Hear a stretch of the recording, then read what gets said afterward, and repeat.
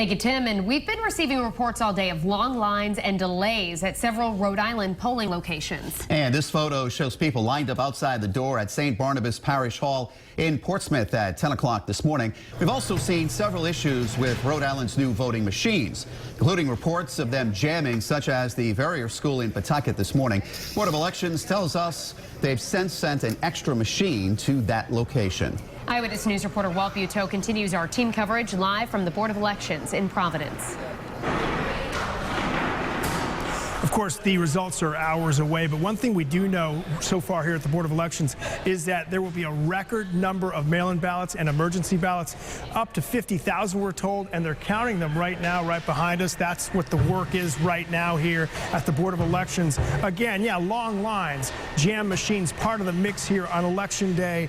Remember, the state invested millions of dollars for these new high-tech machines, and we're told, despite the issues today, they're still confident in the accuracy of the new equipment. Across the state, voters saw lines similar to this one in Cranston. The wait to cast ballots was even longer at Temple Bethel and Providence, with some reporting waits of up to 2 hours. And in Pawtucket, the brand new machines jammed, causing other delays. How much of that's been happening, we don't really know at this point. We'll find out after the election's over. But I know there's been some voter machine malfunctions where they put the ballot in and it would jam. They have to get a technician there to unjam the machine. Officials at the Board of Elections tell us the delays were handled as quickly as possible. And we're told the ballots involved were counted correctly and definitely not counted more than once.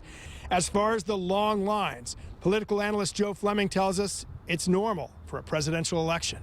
As I said, 60 to 65%. In 2014, when the governor was on the ballot, the turnout was only 44% on Rhode Island.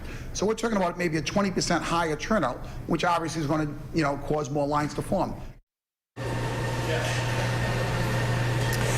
And what will happen here tonight? No predictions from the Board of Elections, but tonight at 6 we will talk with the chairman of that board about the machines, about the issues we've seen so far today, and about what he expects tonight. For now, we're live in Providence. Walt Buteau, Eyewitness News. Thank you, Walt. And if you encounter any polling issues tonight, you can let us know through Report It at WPRI.com. All right, Tim, thanks. And so far, it's been relatively smooth at Rhode Island polling places today. But there have been a few hiccups as people cast their votes. The Dunkin' Donuts Center, which is being used today as a polling place, was actually evacuated for about an hour this afternoon after a suspicious backpack was left in the lobby. The bomb squad, though, quickly determined it was harmless. Over in Pawtucket, there were reports of jammed voting machines at 3 polling places, which led to some long lines. Eyewitness News reporter Walt Buteau is live in Providence at the Board of Elections with the latest developments. Walt.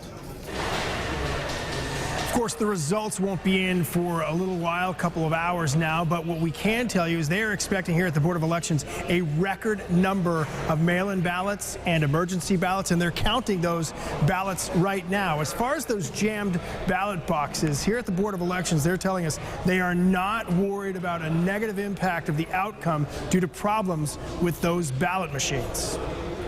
I said outside the door. Jammed machines were blamed on voters putting the ballots in the wrong slots of the state's new high-tech ballot boxes.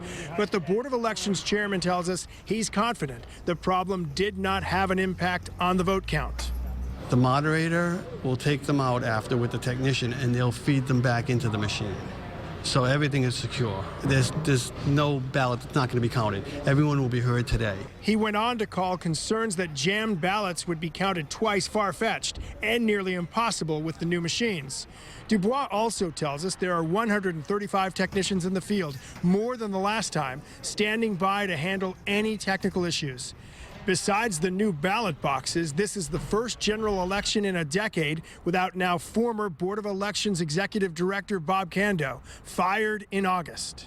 How does that play into all this? It doesn't at all, because we already went through the primary with Bob Raposa as the new acting director, and Bob is doing both jobs at one time, and it's going smoothly. Speaking of Bob Raposa, he did say earlier, he wouldn't make any predictions obviously, but he did tell someone here that he expects a late night. We'll see whether or not that comes true later on tonight. For now, we're live at the Board of Elections in Providence. Walt Buteau, Eyewitness News. Thank you, Walt. And we saw a steady stream of voters across Rhode Island all day long today. And in some places, at times, the lines were very long. This photo was taken at the Martin Middle School over in East Providence around 11:30 this morning. At that time, it took voters over an hour to cast their ballots at this location. And remember, if you run into any issues at the polls tonight, long lines or any irregularities, be sure to let us know. You can send your reports, photos, and videos to reportit@WPRI.com or by using the reported function on the Eyewitness News app.